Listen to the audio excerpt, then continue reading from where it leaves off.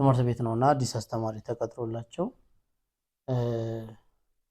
ከእናንተ መሀል ምንም አይገባኝም ትምህርት ምንም እውቀት የለኝም ጭራሽ በቃ የሚባለው ወሬ ሁሉ አልሰማም የምትሉ ተማሪዎች ካላችሁ ቁሙ አለ ማለት ነው።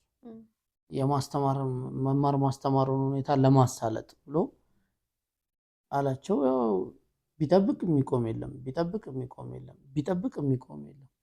በኋላ ላይ አንድ ተማሪ ከመጨረሻው ወንበር ቆመ።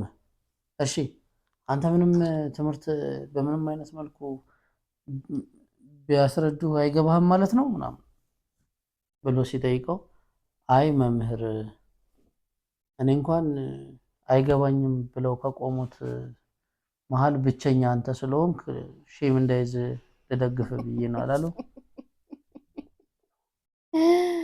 ያንተ ቢጤ ተንከሲስ